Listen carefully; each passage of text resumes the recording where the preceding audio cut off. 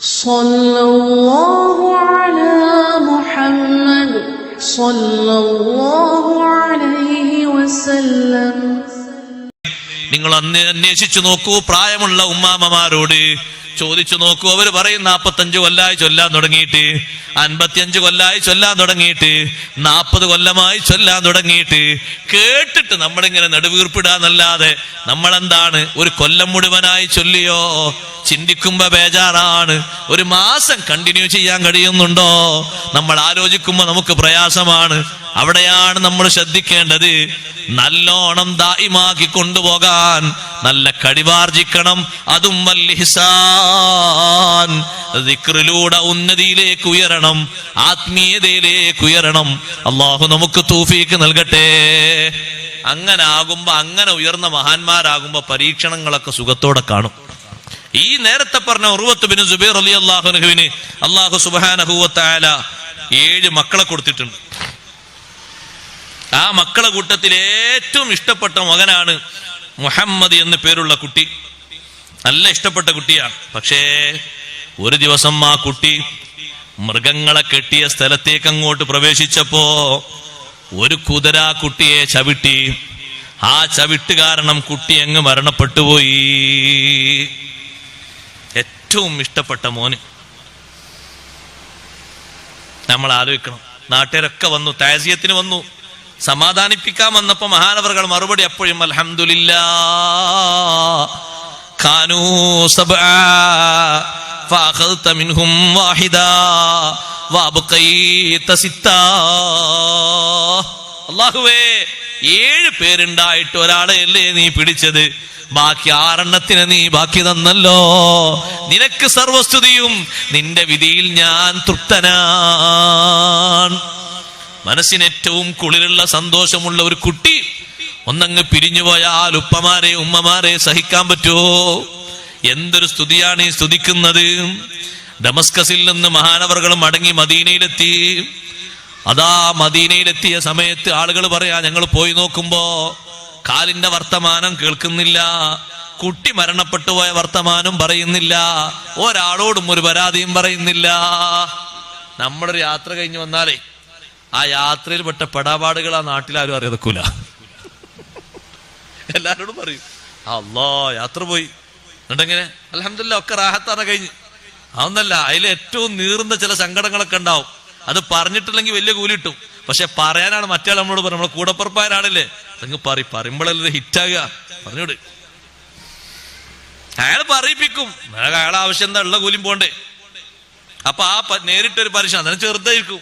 ആ പരീക്ഷ പറയും, അതോടെ യാത്രയും പോയി, ആ അനുഭവിച്ചതും പോയി, ആ ഹിദ്മത്തും പോയി, ആ എടങ്ങേറും പോയി, ഒക്കെ പോയി. മദീനയിൽ ഡമസ്കസിൽ നിന്ന് മദീനയിലേക്ക് എത്തിയിട്ട് സ്വഹാബത്ത് അടക്കമുള്ള മഹാന്മാര് പറയാണ്, കാലിന്റെ വർത്താനോ ഈ കുട്ടി മരിച്ച വർത്തമാനോ ഒരിക്കൽ പോലും പറയുന്നു നിങ്ങൾ കേട്ടില്ല. അങ്ങനെ ഈ സംഭവത്തെ പറ്റി ഒന്നും പറയുന്നത് എവിടെയും കേൾക്കുന്നില്ല. അപ്പൊ ആരോ ഒന്ന് വന്ന് ചോദിച്ചു, നിങ്ങൾക്ക് എവിടുന്നോന്ന് കാലിനെന്തോ പരിക്ക് പറ്റിയല്ലേ എന്ന് ചോദിച്ചപ്പോ മഹാനവറുകളതിന് മറുപടി എന്താണെന്നറിയോ? ഒരായത്തിൽ ചുരുക്കി. എന്താ മറുപടി? ലഖദ് ലഖീനാ മിൻ സഫരിനാ ഹാദാ നസബാ. യാത്രയിൽ ചെറിയ ക്ഷീണം വന്നു, അത്രനെ. ചെറിയ ക്ഷീണ, കാലുമൽ കടിച്ചിട്ട് മേലോട്ട് കയറിയിട്ട് മുട്ടും ഭാഗം വരെ, മുട്ടിലേക്ക് വരെ അതിന്റെ വിഷയങ്ങൾ എത്തിയിട്ട് പച്ചയിലത് മുറിച്ചു മാറ്റിയിട്ടൊക്കെ ഉണ്ട്. എന്നിട്ട് ആകെ പറഞ്ഞാ ചെറിയ ക്ഷീണം പറ്റി, അത്രന്നെ. അവരുടെ ഒരു മനോഗതി എന്താണ്, അവരുടെ ആത്മീയമായ ഒരു പുരോഗതി എന്താണ്? അങ്ങനെ ആൾക്കാരെല്ലാവരും ഇങ്ങനെ സലാം പറഞ്ഞ് സന്ദർശിക്കാൻ വരുമ്പോ അക്കൂട്ടത്തിലുണ്ടാകുമല്ലോ ചില ആൾക്കാർക്ക് ഇങ്ങനെ ഒരു വേറെ സ്വഭാവം.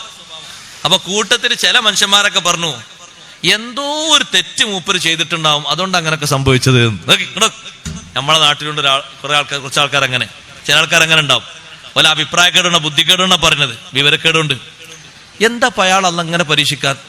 നമ്മളൊന്ന് ആലോചിച്ച് നോക്കി. അയാൾക്ക് സുഖമില്ലാതായി, അയാൾക്ക് മാറിയപ്പോഴേക്ക് ഭാര്യക്ക് സുഖമില്ലാതായി, ഭാര്യന്റെ മാറിയപ്പോഴേക്ക് കുട്ടിക്ക് സുഖമില്ലാതെ. എന്തോ ഒരു കാര്യമായിട്ടൊരു ദോഷം അയാൾ ചെയ്തിട്ടുണ്ട്. അല്ലാ അടിച്ചു കാച്ചി. നമ്മളെന്തോ കണ്ടണോ? എന്തിനാ ഈ വിടുവായത്തം പറഞ്ഞത്? നമ്മളെന്തോ അറിഞ്ഞിട്ടുണ്ടോ?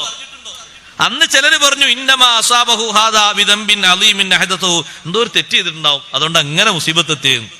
അതങ്ങ് കേട്ടപ്പോ മഹാനവറുകളങ്ങ് പറഞ്ഞു, അങ്ങനെ ചിന്തിക്കരുത്, അങ്ങനെ പറയാനൊരു ധൈര്യം നമുക്കില്ല. അല അംറൂകമാ അഹ്വൈതു കഫീലി ദീബതി വലാ ഹമലതിനി നഹ്വ ഫാഹിശത്തിൻ ദിജ്ലി. നിന്നെ സത്യം ചെയ്തുകൊണ്ട് പറയട്ടെ റബ്ബേ, എന്റെ ഈ കാണുന്ന കൈയുണ്ടല്ലോ, ഒരു സംശയത്തിന്റെ വിഷയത്തിലേക്ക് കൈ ഞാൻ ഉയർത്തിയിട്ടില്ല, ഒരനാവശ്യത്തിലേക്ക് എന്റെ കാലെന്നെ ചുമന്നിട്ടില്ല. വലാ ഖാദനി സംഇ വലാ ബസരി ലഹാ വലാ ദല്ലനി റഈ അലൈഹാ വലാ അഖ്ലി. എന്റെ ഈ കാതുകൊണ്ട് ഞാൻ ഒരനാവശ്യം കേട്ടിട്ടില്ല, എന്റെ ഈ കണ്ണുകൊണ്ട് ഞാൻ ഒരനാവശ്യം കണ്ടിട്ടില്ല, എന്റെ ബുദ്ധിയിൽ അങ്ങനെ അനാവശ്യത്തിലേക്കുള്ള വഴി കാണിക്കുന്ന ചിന്ത വന്നിട്ടില്ല. വലസ്തു ബിമാ ശിമ്മാ ഹൈതൂലി മുൻകരി മിനല്ലം ദിലായംശി ഇലാ മിസിലി മിസിലി. ജീവിക്കുന്ന കാലത്തോളം റബ്ബ് വിലക്കിയൊരു വിഷയത്തിലേക്ക് ഞാൻ നടന്നിട്ടില്ല, നടക്കാൻ പോകുന്നില്ല. വലാ മുഅ്സിറുൻ നഫ്സി അലാ ദീ ഖറാബത്തിൻ വഉസീറു ളൈഫി മാ അഖാമ അലാ അഹ്ലി. എന്നെക്കാൾ ഞാൻ എന്റെ കുടുംബത്തെയാ പരിഗണിച്ചത്, എന്റെ സ്വന്തത്തെക്കാളും കുടുംബത്തെയാ ഞാൻ പരിഗണിച്ചത്. എന്റെ വീട്ടിൽ അതിഥി വന്നാൽ എന്റെ സ്വന്തത്തെക്കാളും ഞാൻ അതിഥിക്കാണ് സ്ഥാനം കൊടുത്തത്. വഅലമു അന്നീ ലം തുസ്ബിനി മുസീബത്തുൻ മിനദ്ദഹരി ഇല്ലാ ഖദ് അസാബത് ഫതം മിസ്ലി. ഞാൻ ഉറച്ചു വിശ്വസിച്ചൊരു കാര്യം പറയട്ടെ, എന്നെ പോലത്തെ ആളുകൾക്ക് വരുന്നൊരു മുസീബത്താണിത്, അത്രേ ഇതിൽ ഞാൻ മനസ്സിലാക്കുന്നുള്ളൂ. ഒരു തെറ്റ് ചെയ്തിട്ട് ഞാനിത് വന്നതാണെന്ന് നിങ്ങൾ ആരും പറയണ്ട. അങ്ങനെ പറയാൻ എത്ര ധൈര്യം വേണം? അള്ളാഹു നമ്മളെ നന്നാക്കി തരട്ടെ. അതുകൊണ്ട് ആത്മീയമായ മാർഗങ്ങളിൽ ഉയരണം.